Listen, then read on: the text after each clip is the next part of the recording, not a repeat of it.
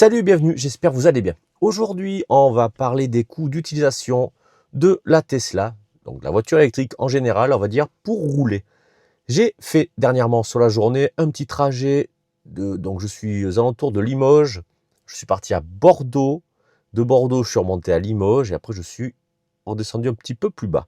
Ça m'a fait une boucle d'environ, alors je regarde en même temps, là-dessus, je vais marquer que je veux aller. Ça calcule. Donc voilà, 3 heures de route. Et du coup, voilà, ça me fait arriver à 36% ici. Tu vois, je charge une fois, on s'arrête 7 minutes et on arrive à Bordeaux. Et après, donc je suis reparti dans l'autre sens, ça je suis ici. J'ai refait la boucle, donc là 265. Tu vois, je vais rajouter un trajet. Ajouter un trajet, je vais marquer Limoges. Limoges centre. Donc, c'est dans quel sens là? On va modifier le trajet. Voilà. Et là, normalement, ça fera à peu près la boucle. Voilà. Donc ça fait 500 km plus à peu près ce que j'ai fait moi. J'ai fait 550 km. Voilà. Donc tu vois, tu remarques que tu as besoin de t'arrêter une, deux fois et après c'est fini. Et ce qui est vrai parce que j'avais chargé à Bordeaux et j'avais pas besoin de charger pour aller plus loin. Donc 550 km, ben j'ai fait 600 parce qu'en réalité j'ai roulé. Attends, je coupe tout. Oui, comme je disais, car en réalité j'ai roulé sur place parce que sinon j'allais rester. Je suis resté combien de temps? 4 heures. Ouais, oh oui, plus de 4 heures.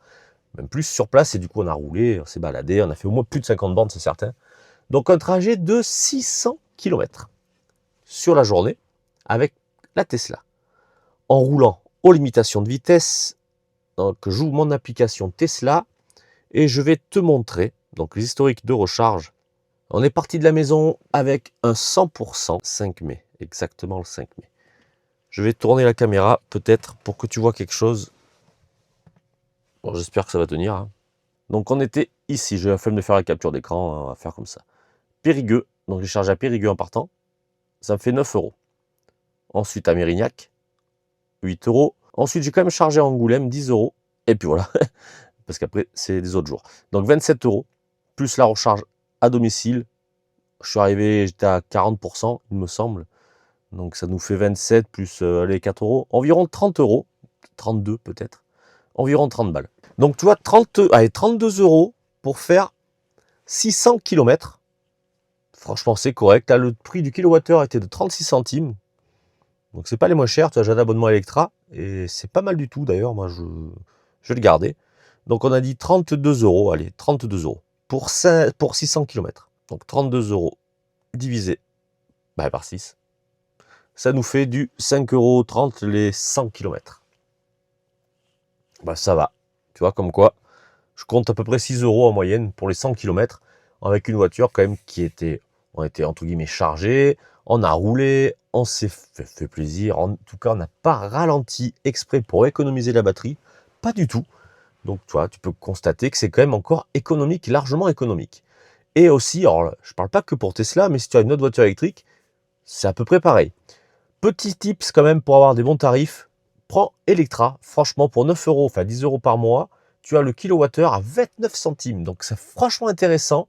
Nous, on l'a pris aussi en plus parce que ma femme a une Opel Corsa. Pour l'instant, on va peut-être la revendre et acheter autre chose. Ça sera peut-être une MG. Et franchement, pour le prix, c'est une recharge. En gros, tu as payé ton abonnement. Donc, ça vaut le coup des fois d'avoir un petit abonnement à côté, ce qui te permet d'avoir le prix du kilowattheure hyper bas. Donc voilà, c'est pour dire un petit peu à quel point c'est très économique. Après, ceux qui disent, ouais, moi avec mon gasoil, ça me coûte le même prix. Non, même si tu fais 5 litres au 100, c'est à 2 euros, ça fait déjà 10 balles. Quasiment le double. Ça ne tient plus debout, ça ne tient plus.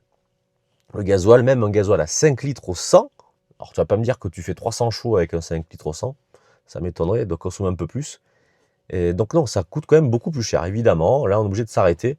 Mais allez, un quart d'heure, peut-être 20 minutes avec... Enfin, celle-là, j'ai une batterie BYD, franchement, c'est impressionnant. J'attends pas beaucoup. Voilà, c'était un petit retour d'expérience, un petit peu pour partager encore une fois. Et bien, combien ça me coûte la recharge? Alors, ma voiture, elle a 1 an et demi, bientôt 2 ans, au mois d'août, donc dans quelques mois. Et j'ai 37 000 km. Comme tu peux constater, 37 000 km. J'en suis toujours très satisfait. Pour l'instant, pas de problème. Que ça continue comme ça. Rien à signaler. Ça roule super bien. consommation toujours identique. En moyenne, je fais voir, attends, on va regarder ensemble, je ne sais pas combien elle est depuis que je l'ai. Trajet. Alors, trajet. Trajet, est-ce que c'est depuis achat? Voilà. 17 à 18 kWh. Je roule quand même énormément sur autoroute. Sur autoroute, tu comptes 20 kWh, alors 25 si c'est que des grandes côtes, mais sinon c'est 20-22 kWh. Donc la moyenne, 18 kWh depuis que je l'ai, et elle a 37 000 km déjà. L'air de rien. Donc tu vois, tu peux constater, hier j'ai roulé sur l'autoroute aussi, là sur les 150 derniers kilomètres, avec 84% de batterie, il me reste 275 km d'autonomie. Ce qui est relativement correct. Pour la batterie que j'ai, c'est qu'une 60 kWh. Voilà, bah écoutez, j'espère que cette petite vidéo vous aura plu, vous aurez un peu plus appris du moins le vrai tarif quand tu roules en électrique. J'en reviens toujours à dire que c'est génial. Franchement, point de vue prix, c'est tip top. Ceux qui disent ouais mais l'achat de la voiture, ben, si tu achètes une voiture neuve essence, ça revient au même, hein. C'est le même tarif que n'importe quelle voiture électrique de nos jours. Ça ne coûte pas forcément plus cher d'acheter une voiture électrique par rapport à un thermique. En tout cas, à prestation équivalente. Tu vois, 300 chevaux, j'ai pas autre chose. 300 chevaux en essence, ça coûte plus cher que celle-ci, ça c'est sûr. Bon allez, là-dessus, je vais vous laisser. On va se dire à la prochaine. N'hésite pas à partager, liker, abonne-toi évidemment si ça n'est pas fait. Et encore une fois, à la prochaine. Allez, ciao.